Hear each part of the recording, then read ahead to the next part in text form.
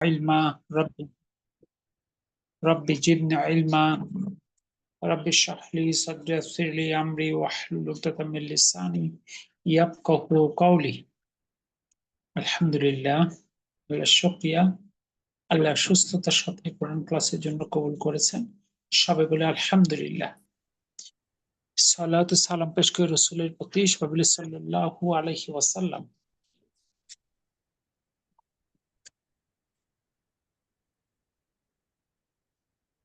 আপনারা নামগুলো একটু ঠিক করে লিখুন, যারা মানে নামের শেষে নতুন যারা আছেন লোকেশনটা লিখবেন। দেশের মধ্যে থেকে হলে জেলার নাম, দেশের বাহির থেকে হলে যে যে দেশে আছেন ওই দেশের নামটাকে সংক্ষেপে, ইউকে, ইউএসএ, এইভাবে সংক্ষেপে লিখুন। আবার অনেকের নামও লেখেননি, এটার নামটা ঠিক করে লিখুন। Tiger Shark, open air scout, ঠিক আছে, নামটা লেখা উচিত। আর যাদের আইডি নাম্বার আছে তার আইডি নাম্বার লিখবেন।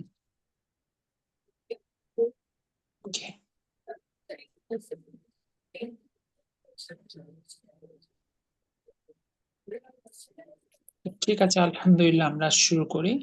আমরা এর আগে দুটো ক্লাস হয়েছে তেলাওয়াত শর্ট কোর্সের। মূলত এই কোর্সটা হলো যে একজন, এখানে যারা আছেন আপনারা আশা করি সবাই তেলাওয়াতে দক্ষ আলহামদুলিল্লাহ। তো আমরা মূলত যে বিষয়টা নিয়ে আলোচনা করছি এখানে, যে একজন মানুষকে যে কোরআন পড়তে জানে না তাকে আমরা কত অল্প সময় কোরআনে নিয়ে আসতে পারি। প্রমাণ করা, আল্লাহ সুবহানাহু ওয়া তাআলা বলেছেন কোরআন সহজ হলে কোরআন আসলেই সহজ। It's our responsibility to prove it. ঠিক আছে, কোরআনটা সহজ। তাহলে এই জন্য আমরা মাত্র 4টা ক্লাসে যে একজন মানুষকে কোরআন শেখানো যায় তার উপরে একটা মানে উপস্থাপন যে কিভাবে এটা সম্ভব। আমরা গত দুটো ক্লাসে বর্ণ চর্চা করেছি, আজকে আমরা বর্ণের চর্চাটা একটা শর্ট রিভিশন করব, এরপর আমরা অন্যান্য বিষয়ের দিকে আগাবো। তো আমরা যদি প্রথমে দেখি দোয়াগুলো আমরা পড়ে ফেলেছি। আমরা গত দুটো ক্লাসে বলেছিলাম যে কোরআন পড়ার জন্য 5টা জিনিসের দরকার হয়। একটা হলো হারফ বা বর্ণ পরিচিতি, একটা হলো কিছু চিহ্নের পরিচিতি, 3 হলো মাদের পরিচয়, 4 হলো গুণনার পরিচয়, সবশেষে ওয়াকফের পদ্ধতি। এই 4টা জিনিস দরকার।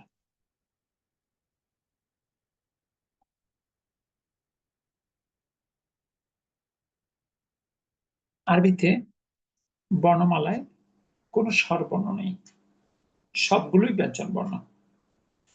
আরবিতে 3টা স্বরচিহ্ন আকার, ইকার, উকার, যেটাকে হরকত বলে, ফাথা, কাসরা, দাম্মা, তারপরে হলো বা আর ফার্সি হলো জবর, জের, পেশ।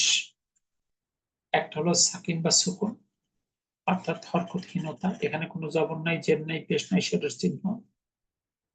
আর ডান পাশে হলো তানউইন, এটা একটা রাইটিং রুল, অর্থাৎ আয়ের সাথে নুন যোগ করে আন, এর সাথে নুন যোগ করে ইন, উর সাথে নুন যোগ করে উন। এরপরে তাসদিদ বা সাদ্দা, পাশাপাশি একই হরফ দুইবার আসছে, দুইবার লিখবো না, সেটার জন্য ব্যবহার করে তাসদিদ বা সাদ্দা। এই মোট 8টা চিহ্ন আরবিতে আছে। দেখুন তো এইটুকু নিয়ে কোনো কনফিউশন আছে কি এখনো?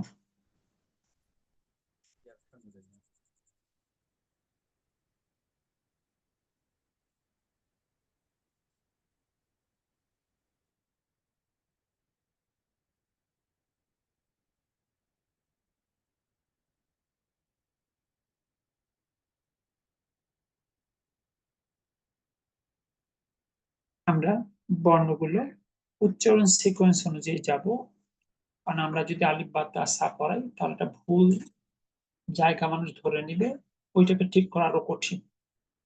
আমরা বর্ণগুলো শিখবো বা শেখাবো হলো উচ্চারণের স্থল অনুযায়ী, কণ্ঠনালীর শুরু থেকে ঠোঁট পর্যন্ত। কণ্ঠনালীর শুরুতে 2টা হরফ পাওয়া যায়, হামজা, হা। হামজা, হা, প্রত্যেকটা বর্ণকে আমরা 2টা করে প্রশ্ন করবো, তুমি কোথা থেকে, তুমি কিভাবে। হামজার ক্ষেত্রে কণ্ঠনালী শুরু হতে কিভাবে ধাক্কা দিয়ে ঝটকার সাথে আ ই উ আ ই উ আ ই উ আ ই উ। এরপর হা হালকা আওয়াজে আর একই জায়গা থেকে হা হি হু হা হি হু হা হি হু হি। এরপরে দ্বিতীয় পজিশন হলো আইন। যদি জিজ্ঞেস করি কোথা হতে, কণ্ঠনালীর মাঝখান হতে। কিভাবে? হালকা চেপে পাতলা করে আ ই উ আ ই উ। এরপরে হা হা। যদি জিজ্ঞেস করি কোথা হতে, কণ্ঠনালীর মাঝখান হতে। কিভাবে? চেপে বাতাস সহ। তার মানে হা হি হু হা হি হু। এরপরে 3 নম্বর পজিশন হলো কণ্ঠনালীর শেষ হতে গইন অ গইন অ। গণকে জিজ্ঞেস করলে কোথা হতে, কণ্ঠনালীর শেষ হতে। কিভাবে?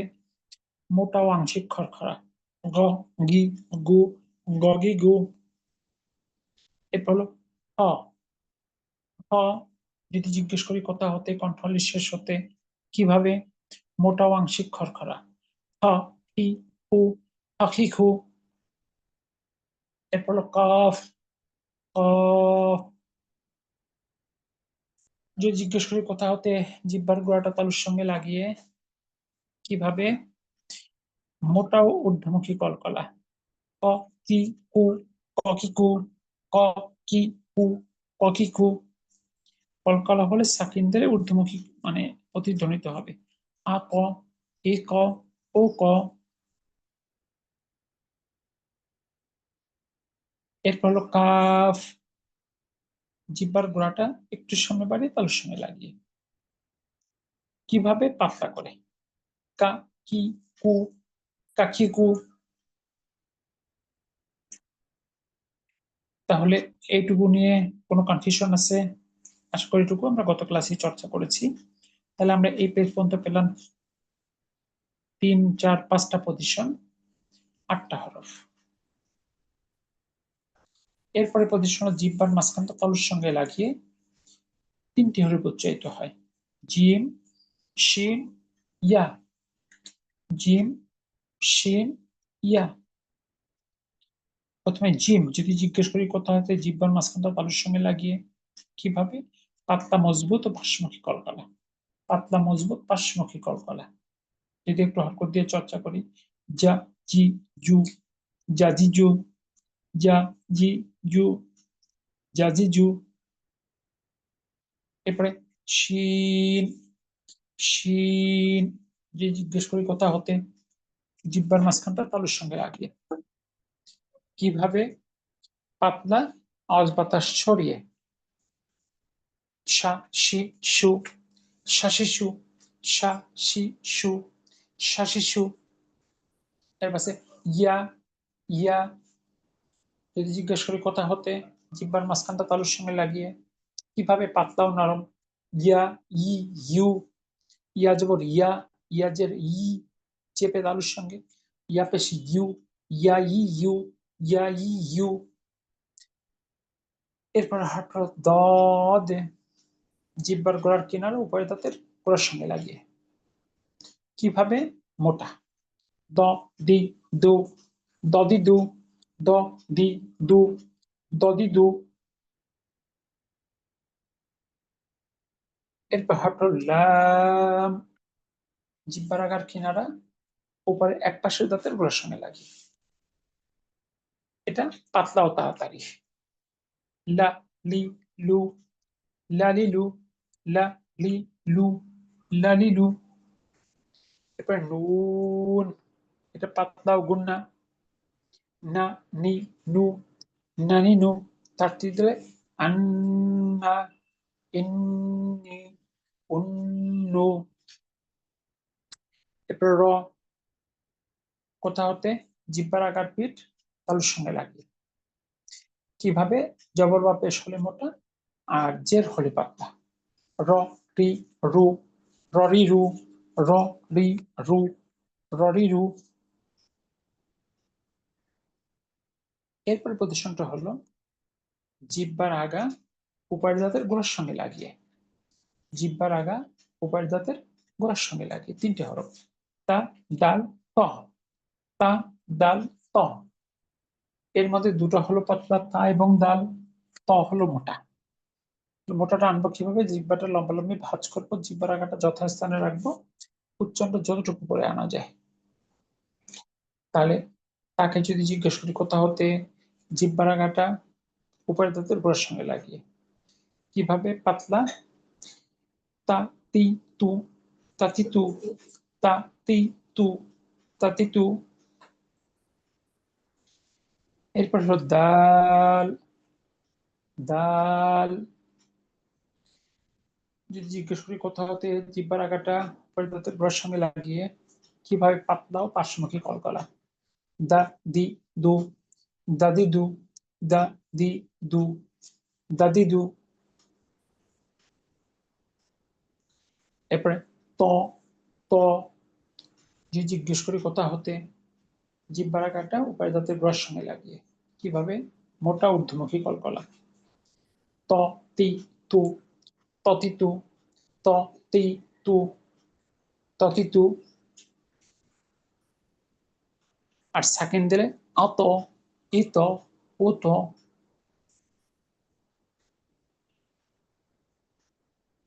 এরপর প্রতিষ্ঠানটা হলো জিহ্বার আগাটা নিচের দাঁতের পেটো আগার সঙ্গে লাগিয়ে, 3টে হরফ জা সিন সদ, জা সিন সদ, জা সিন সদ। তাহলে প্রথমে যে জা কে জিজ্ঞেস করি কোথা হতে, জিহ্বার আগাটা নিচের দাঁতের পেটো আগার সঙ্গে লাগিয়ে, কিভাবে? পাতলা মৌমাছির আওয়াজ, জা জি জু, জাজিজু, জা জি জু, জাজিজু। এরপর হাট হলো সিন,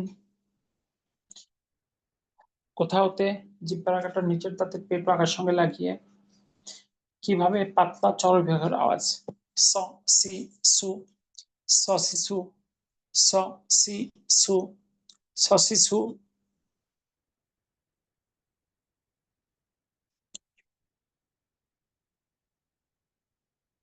এরপর প্রদর্শনটা হলো জিহ্বার আগাটা উপরের দাঁতের আগার সঙ্গে হালকা করে লাগিয়ে, 3টে হরফ তা জাল জ। প্রত্যেক সেটে দেখেন একটা করে মোটা লেটার আছে, এক্ষেত্রে জিহ্বাটা লম্বালম্বি ভাঁজ করব,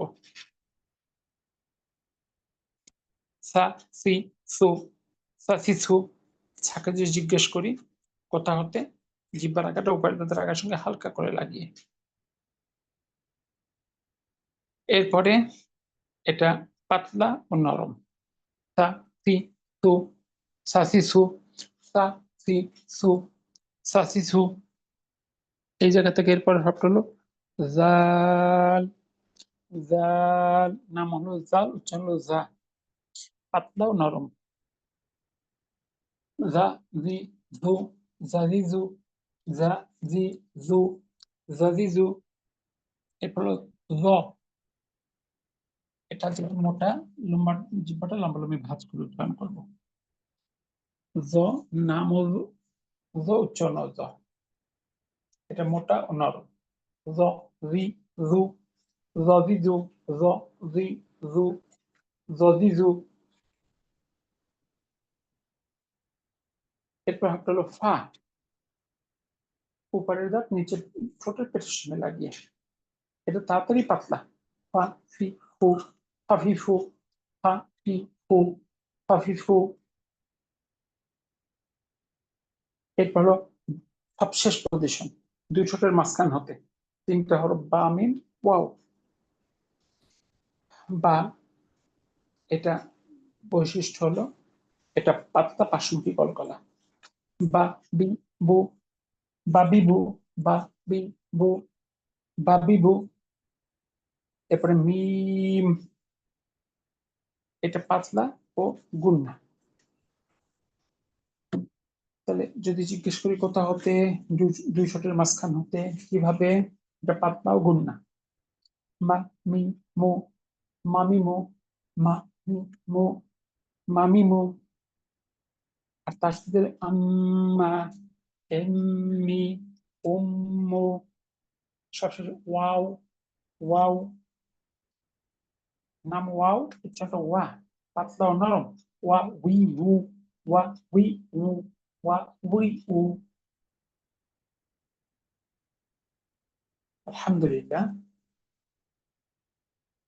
শর্ট রিভিউ করলাম। আপনাদের বলা ছিল যে আপনার দুটো প্রশ্নের উত্তর দিবেন, প্রথমত কোথা হতে এবং কিভাবে। যদি কোথা হতে চিন্তা করি, কণ্ঠের শুরুতে হামজা, মাঝখানে আইন খা, শেষ হতে গয়ন খা, জিব্বার গোড়া তার সঙ্গে লাগিয়ে কফ, একটু বাড়িয়ে তার সঙ্গে লাগিয়ে কাফ, জিব্বার গোড়া উপরের দাঁতের গোড়ার সঙ্গে লাগিয়ে হলো দত। এরপরে জিব্বার মাঝখানে তার সঙ্গে লাগিয়ে তিনটে হরফ জিম, সদ, জিম, শিন, ইয়া। এরপরে জিব্বার আগার কিনার উপরে দাঁতের এক পাশে গোড়ার সঙ্গে লাগিয়ে লাম, জিব্বার আগার তালুর সঙ্গে লাগিয়ে নুন, জিব্বার আগার তালুর সঙ্গে লাগিয়ে র, জিব্বার আগাটা উপরের দাঁতের গোড়ার সঙ্গে লাগিয়ে তা, দাল, ত, জিব্বার আগার নিচের দাঁতের পটপটির সঙ্গে লাগিয়ে জা, সিন, সদ। আর জিব্বাটা উপরের দাঁতের আগার সঙ্গে হালকা করে লাগিয়ে তা, দাল, র। উপরের দাঁত নিচের ঠোঁটের পেটের সঙ্গে লেগে হলো হা। আর দুই ঠোঁটের মাঝখান থেকে বা, মি, মোয়াও। দেখুন তো এটুকু নিয়ে কোনো কনফিউশন আছে কিনা।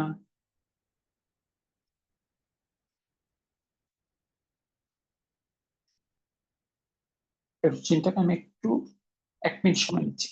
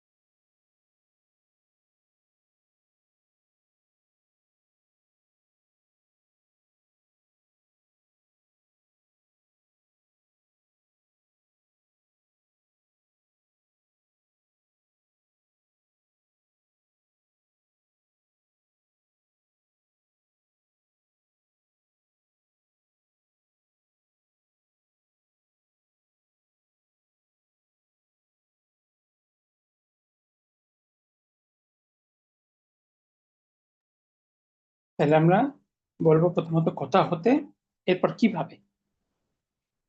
কোথা হতে যদি আমি আরেকবার বলি, কণ্ঠের শুরুতে হামজা, মাঝখানে আইন, হা, শেষ হতে গয়ন খা, জিব্বার গোড়া তালুর সঙ্গে কফ, একটু বাড়ি তালুর সঙ্গে লেগে কাপ, জিব্বার মাঝখানটা তালুর সঙ্গে লেগে জিম, শিন, ইয়া। জিব্বার গোড়ার কিনার উপরে তাদের গোড়ার সঙ্গে দল, জিব্বার আগার একবার উপরে তাদের গোড়ার সঙ্গে লাগিয়ে লাম, জিব্বার আগাটা তালুর সঙ্গে লেগে নুন, জিব্বার আগার তালুর সঙ্গে লাগিয়ে র, জিব্বার আগাটা উপরে দাঁতের গোড়ার সঙ্গে লাগিয়ে তা, দাল, ত, জিব্বার আগাটা নিচের দাঁতের পেটু আগার সঙ্গে লাগিয়ে জা, সিন, সদ, জিব্বার আগাটা উপরে দাঁতের আগার সঙ্গে হালকা করে লাগিয়ে তা, দাল, দ, উপরের দাঁত নিচের পেটের সঙ্গে লাগিয়ে ফা, দুই ঠোঁটের মাঝখান থেকে বা, মি, মোয়াও। সাবলীল ভাবে বলার চেষ্টা করতে হবে, যাতে আপনার একেবারে সেট হয়ে যাবে বিষয়টা। দ্বিতীয়ত কিভাবে,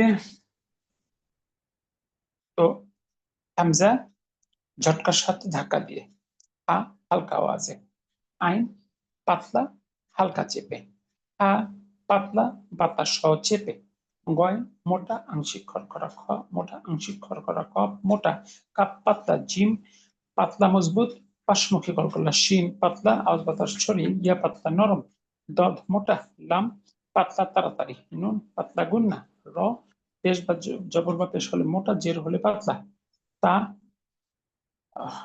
হলো পাতলা, দাল পাতলা পাশমুখী কলকলা, ত মোটা, জা পাতলা মৌমাছির আওয়াজ, সিন পাতলা, সদ মোটা, সা পাতলা নরম, দাল পাতলা নরম, দ মোটা নরম, ফা পাতলা বা পাতলা পাশমুখী কলকলা, মিম পাতলা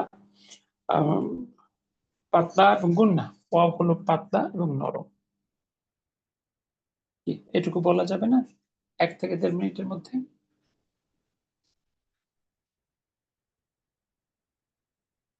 আর এভাবে করে আমরা বর্ণের চর্চা যদি করি, তাহলে বর্ণটা আমাদের সেট হয়ে যাবে ইনশাআল্লাহ। এরপর আমরা দেখবো মাদ। মাদ মানে হলো টেনে পড়া। এই মাদ দীর্ঘদিন ধরে শেখানো হয়। আমরা যদি অনেকগুলো মাদের নাম মুখস্থ করি, কিন্তু আমরা যখন তেলাওয়াত করি তখন কিন্তু কখনো কোনো মাদের নাম মানে মনে করে করে পড়া সম্ভব না। আমরা পড়ি অভ্যস্ততার মাধ্যমে। তাই যদি হয় তাহলে কষ্ট করে এই নামগুলো আমরা মানুষকে কেন মুখস্থ করাবো? যারা একাডেমিক্যালি পড়াশোনা করে তাদের ব্যাপারটা। মাদ মূলত 3 প্রকার: একালিপ মাদ, 3 আলিপ মাদ, 4 আলিপ। একালিপ মাদ 3 ভাবে পাওয়া যায়: জবরের বাম পাশে খালি আলিফ, জেরের বাম পাশে যজমালা ইয়া, পেশের বাম পাশে যজমালা ওয়াও, অর্থাৎ মাদের হরফ। আরেকটা কি?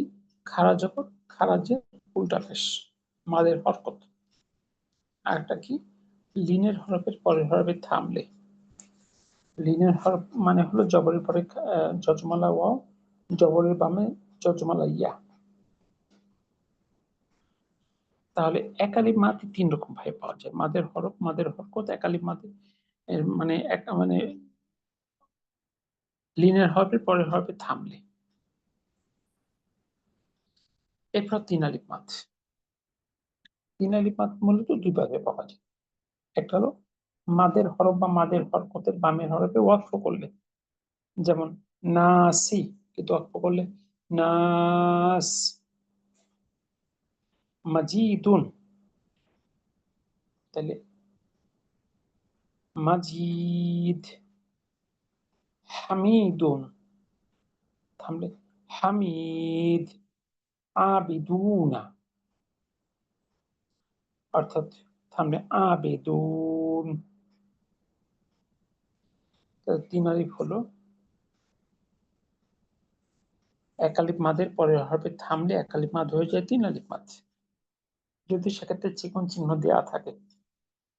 আরেকটা হলো একালিপ মাদের পরবর্তী শব্দের শুরুতে খাড়া হামজা থাকলে, যেমন লা ইলাহা, এরপরে মা আগনা।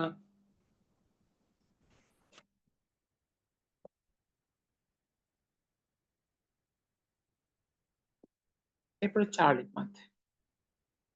4 আলিফ মাদ মূলত 4 ভাবে পাওয়া যায়। একালিপ মানে একালিপ মাদের পর একই শব্দে গোল হামজা আসলে 2 নম্বর যদি তাসদীদ আসে, 3 নম্বর যদি সাকিন আসে, আর সব মানে কোরআনের শুরুতে কিছু বর্ণ দেওয়া থাকে, সেটা 4 আলিফ টানতে হয় এবং সেক্ষেত্রে মোটা চিহ্ন দেওয়াই থাকে।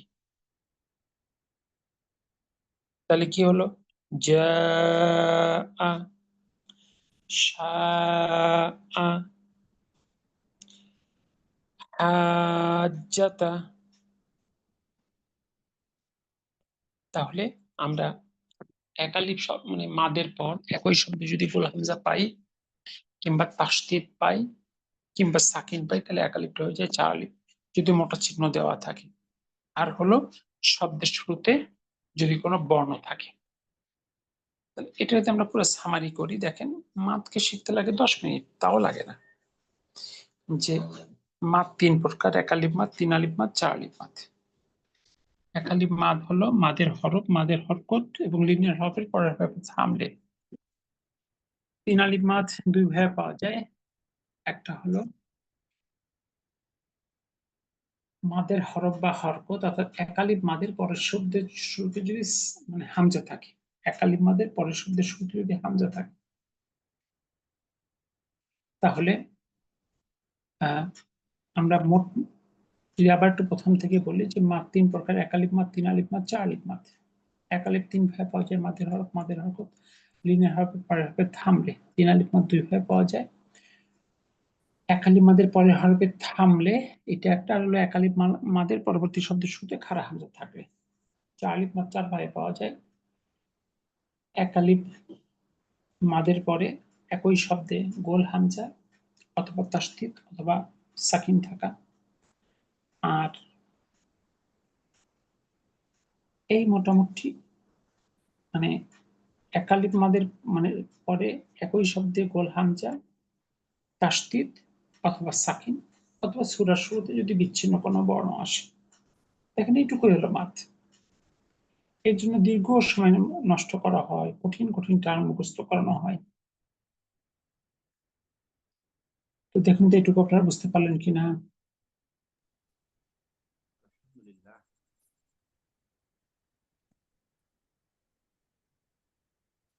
আবারও যদি বলি, একালিপ মানে মাদ 3 প্রকার: একালিপ মাদ, 3 আলিপ মাদ, 4 আলিপ মাদ। একালিপ মাদ 3 ভাবে পাওয়া যায়: মাদের হরকত লিনের হবে, পরের হবে থামলে। 3 আলিপ মাদ 2 ভাবে পাওয়া যায়: মাদের হরফ বা মাদের হরকতের বামের হরফ থামলে। 2 হলো একালিপ মাদের শুরুতে, মানে একালিপ মাদের পরের শব্দের শুরুতে যদি আলিফ থাকে। আর 4 আলিফ মাদ 4 ভাবে পাওয়া যায়: একালিপ মাদের পর একই শব্দের তাসদীদ সাকিন, অথবা যদি সাদ্দা থাকে একালিপ মাদের পরে, তাহলে আমরা সেটাকে 4 আলিফ বানাবো, অথবা সূরার শুরুতে যে বর্ণগুলো থাকে এক্ষেত্রে মোটা চিহ্ন দেওয়াই থাকে। দেখুন তো এটুকু নিয়ে কার কোনো প্রশ্ন আছে কিনা।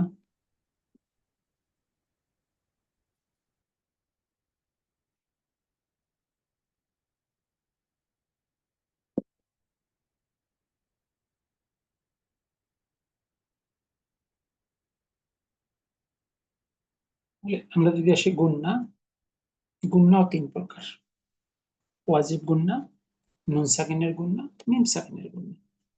যদি আমরা তানবিন বলি, আসলে তানবিনটাও প্রকৃতপক্ষে হলো নুন সাকিন, তানবিনের মধ্যে নুন সাকিনটা লুকানো থাকে।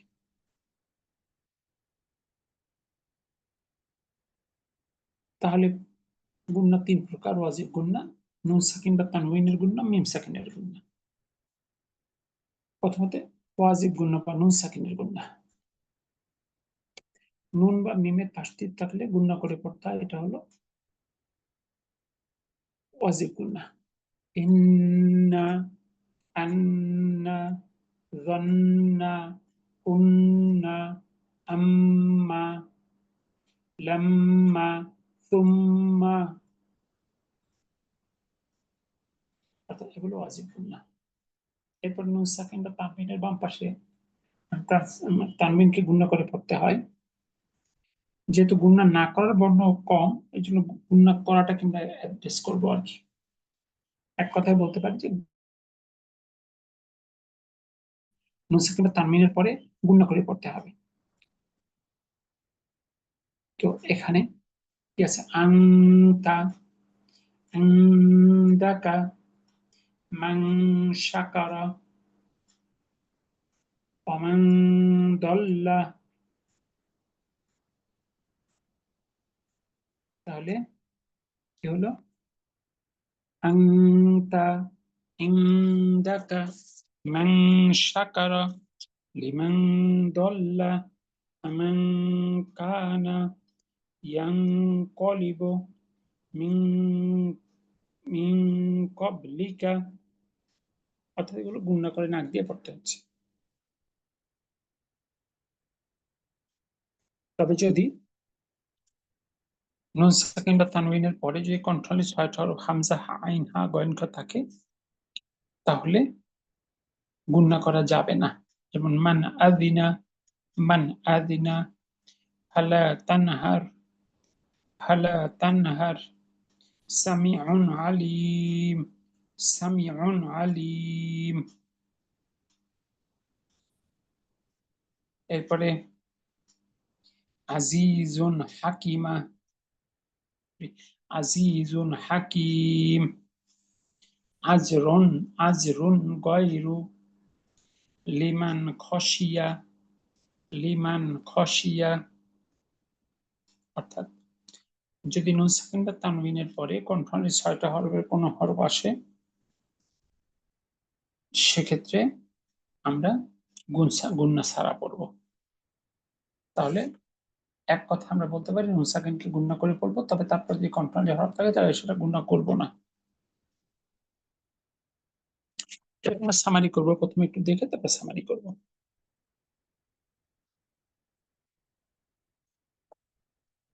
যে আগে যদি আমরা একটু আবার দেখি, তাহলে এটা হলো এদের ক্ষেত্রে নুন সাকিন বা তানমিনকে স্পষ্ট করে পড়তে হবে। এবার কি হচ্ছে, আবার একই শব্দে ওয়াও বা ইয়া আসলে নুন সাকিন বা তানবিনকে গুণনা ছাড়া স্পষ্ট করে মানে পড়তে হবে। যেমন দুনিয়া, দুনিয়া, বুনিয়ানুন, কিনওয়ানুন, সিনওয়ানুন।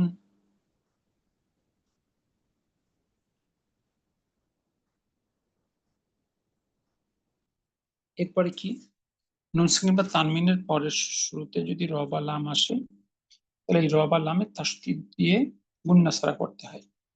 কারণ মির রব্বিকুম, মির রব্বিকুম, মির রুসুলিনা, মির রুসুলিনা।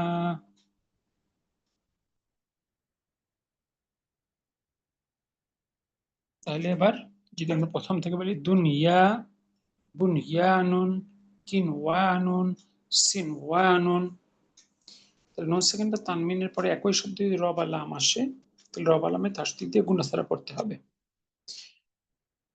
মির রব্বিকুম, মির রব্বিকুম, মির মির রুসুলিনা, মির রুসুলিনা, মিল্লাদুনহু, মিল্লাদুনহু, খয়রুল লাকুম, খয়রুল লাকুম।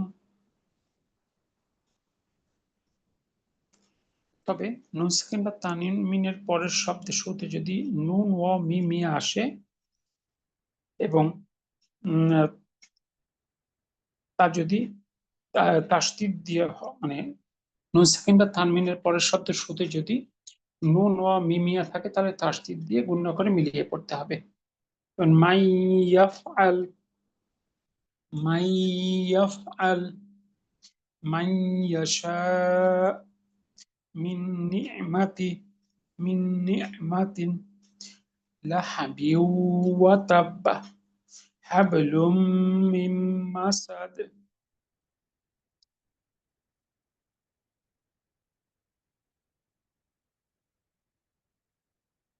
এরপরে নুন সাকিন বা তানমিনের বামে যদি মিম আসে, তাহলে মানে বা আসে, তাহলে ছোট্ট মিম দিয়ে রিপ্লেস করে পড়তে হবে। বিজামবিহিম, বিজামবিহিম, লাইয়ুনবাযান্না, লাইয়ুনবাযান্না, মিন বা'দি কিরামিন বারারা।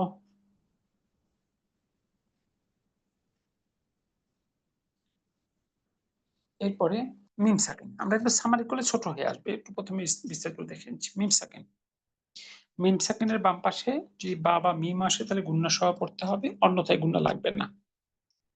যেমন লাহুম বিল খয়রি, রাব্বাহুম বিল গায়বি, আলাইহিম মুসাদা, ইলাইকুম মুরসালুন। তবে মিম সাকিনের পরে যদি বা বা মিম না আসে, তাহলে গুণনা করতে হবে না, স্পষ্ট করে পড়তে হবে। যেমন লাম ইয়ালিদ, লাম ইয়ালিদ, আন আমতা, আন আমতা, আহমাদু, আহমাদু, অবিহামদিহি, অবিহামদিহি, মামনুন, আলাম ইয়াজআল। এটাকে দিয়ে এবার সামারি করি যে গুণনা তিন প্রকার: ওয়াজিব গুণনা, নুন সাকিনের গুণনা, আর হলো মিম সাকিনের গুণনা। ওয়াজিব গুণনা হলো নুন এবং মিমের তাসদীদ দিলে বা তাসদীদ দিয়ে পড়া, মানে নুন, নুন বা মিমের যদি তাসদীদ হয়, তাহলে গুণনা করাটা ওয়াজিব। আর দুই নম্বর হলো নুন সাকিন বা তানবিনের গুণনা। নুন সাকিন বা তানবিনকে সবসময় গুণনা করে পড়তে হবে, তবে যদি তারপরে কন্ট্রোলে কোনো একটা হরফ আসে, তাহলে গুণনা লাগবে না। একই শব্দে যদি ওয়া বা ইয়া আসে, তাহলে গুণনা ছাড়া পড়তে হবে। আর তার ভিন্ন শব্দে যদি 6টা বর্ণ আসে, তাহলে মিলিয়ে পড়তে হবে তাসদীদ দিয়ে। তার মধ্যে র বা লাম আসলে আহ কোনো মানে গুণনা ছাড়া, আর নুন ও মিমিয়া থাকলে গুণনা সহ, বা থাকলে একটা মিম দিয়ে রিপ্লেস করে পড়তে হবে। মিম সাকিনের গুণনা, মিম সাকিনের পরে বাবা মিম আসলে গুণনা করে পড়তে হবে, অন্যথায় করতে হবে না। এখন এইটুকু কথা জানলেই আর গুণনার পেশ লাগার কথা না। আর প্রচলিত ভাবে যে কঠিন কঠিন নাম আছে, এটাকে একজন বয়স্ক মানুষের জন্য আসলে সম্ভব নেওয়া? দেখুন তো এক নজরে গুণনা আপনারা বুঝতে পারলেন কিনা।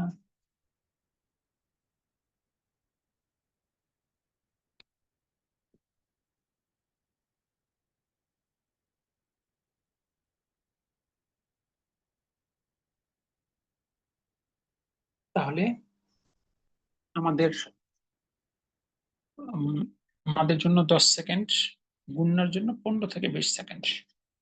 কিভাবে বলবেন আর একবার যদি বলি?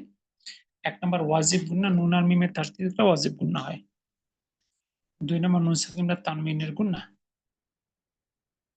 নুন সাকিন বা তানমিনকে গুণনা করে পড়তে হয়, তবে কনফারেন্স ছয়ের পাশে গুণনা করার প্রয়োজন হবে না।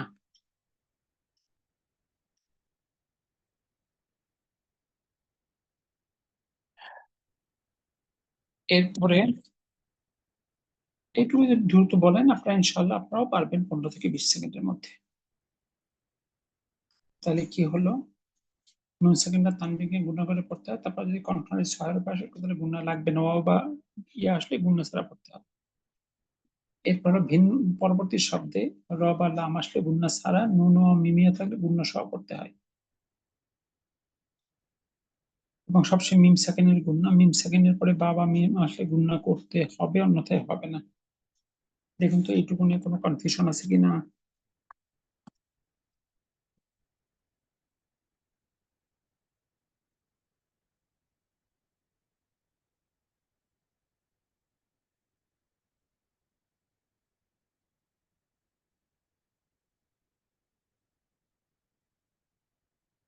ওকে। এর পাশে থামার পদ্ধতি। থামার পদ্ধতির ক্ষেত্রে মেজর পদ্ধতি হলো 3টা। একটা হলো ওয়াকফ চিহ্ন, আমরা ওয়াকফ চিহ্নে থামবো। অনেকে আছে 2-3টা আয়াত মিলিয়ে পড়ে। আল্লাহ যেহেতু ওয়াকফ দিয়েছেন, আমার কণ্ঠে জোর থাকলেও চেষ্টা করি তো ওইখানে পৌঁছাতে।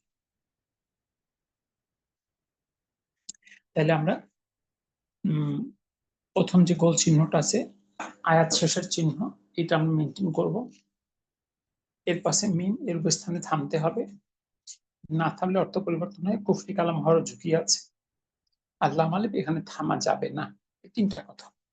ওয়াকফ চিহ্ন হলে থামবো।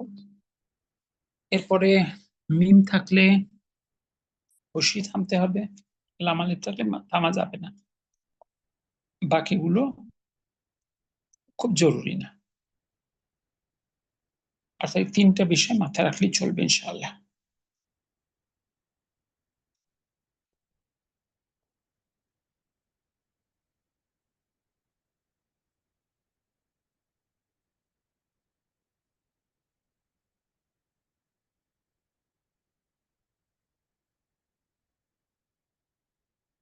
এবার আমরা দেখবো ওয়াকফ করলে শেষের হরকতে কি পরিবর্তন ঘটে। অর্থাৎ হরকত থাকলে সেগুলো সাকিন হয়ে যায়। মা আলিকি থেকে মালিক, এরপরে জা আলিকা থেকে জালিক, আজিমুন থেকে আজমাউ, এরপরে ইয়াসদুরু থেকে ইয়াসদুর, খলিফাতুন হলো খলিফা,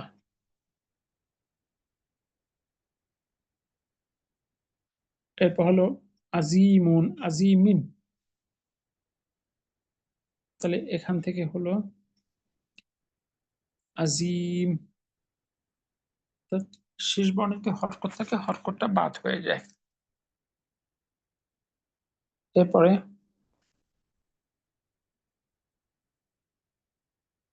আলম বিল হুদা যদি থাকে এভাবে, সেক্ষেত্রে কোনো পরিবর্তন হবে না, যেহেতু শেষে ডট ছাড়া ইয়া রয়েছে, সামনে আছে ফাওকহা, এক্ষেত্রেও যা আছে তাই থাকবে। এরপর আছে সাদ্দা, পাকফরে একটা লিপ টেনে করতে হবে। এরপর আছে হলো অর্থাৎ কাবুরন, এরকম হলে কাবুর, একালিপ বাজে একালিপ দিয়ে টান করতে হবে। অর্থাৎ হরকত থাকলে সাকিন, তাসদীদ থাকলেও সাকিন, আর হলো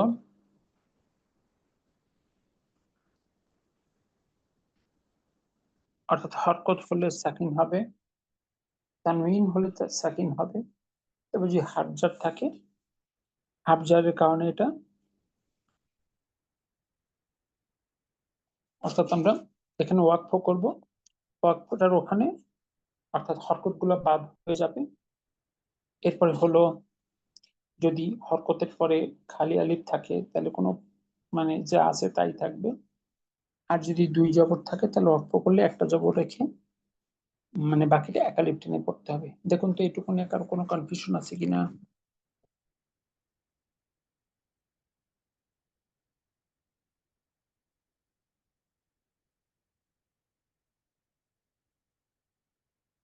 কারো কোনো কনফিউশন নেই?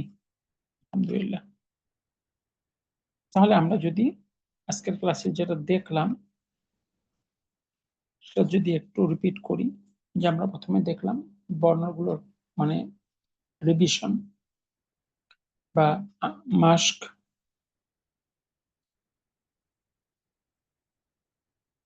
তো আলহামদুলিল্লাহ আমরা আগামী ক্লাসে সবাই চেষ্টা করবেন যে পুরো তেলাওয়াতটা 3 মিনিটের মধ্যে বলতে। প্রথম মানে 2 মিনিট হলো বর্ণর ক্ষেত্রে, বর্ণগুলো কোথা থেকে এবং কিভাবে। তারপরে শেষ 1 মিনিটের মধ্যে 10 সেকেন্ডে মাদ বলবেন, যে মাদ 3 প্রকার: একালিপ, 3 আলিপ, 4 আলিপ। একালিপ 3 ভাবে পাওয়া যায়: মাদের হরফ, মাদের হরফ, লিনের হরফে, পরের হরফে থামলে। 3 আলিপ মাদ হলে একালিপ মাদের পরের মানে পরের শব্দের শুরুতে খাড়া হামজা আসলে বা আলিপ আসলে। আর একটা হলো যদি আমরা একালিপ মাদের পরে থামি। 4 আলিপ মাদ 3 ভাবে পাওয়া যায়: একালিপ মাদের পরে একই শব্দে গোল হামজা, তাসদীদ বা সাকিন আসলে, অথবা সূরার শুরুতে বিচ্ছিন্ন বর্ণ আসলে।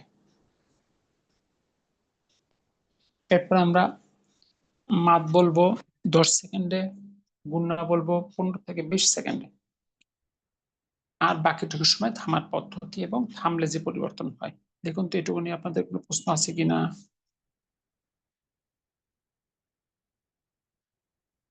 আজকে এমন কি কেউ আছেন যে গ্রুপে নাই? গ্রুপ লিংক দেওয়ার দরকার আছে, কারণ গ্রুপ লিংক যে আপনি পিডিএফ গুলো গ্রুপ লিংকে পেয়ে যাবেন ইনশাআল্লাহ।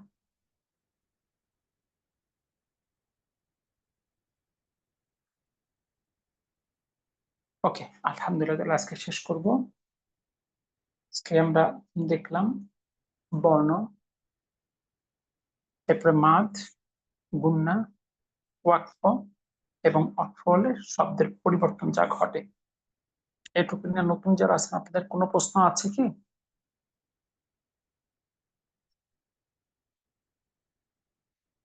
তাহলে আলহামদুলিল্লাহ আমাদের আগামী ক্লাস হবে আগামী বুধবার। আজকে সোমবার গেল যথাসময়। এরপর আগামী রবিবার থেকে মানে আগামী শনিবার থেকে ইনশাআল্লাহ আমাদের 23তম ব্যাচের মদিনা সিরিজের ক্লাস শুরু হবে ইনশাআল্লাহ, কোরআনটা ন্যাচারালি বুঝতে শেখার জন্য। আজকের জন্য বিদায় নেই। সুবহানাকা আল্লাহুম্মা বিহামদিক, আশহাদু আল্লা ইলাহা ইল্লা আনতা, আস্তাগফিরুকা ওয়া আতুবু ইলাইক। আসসালামু আলাইকুম ওয়া রাহমাতুল্লাহ।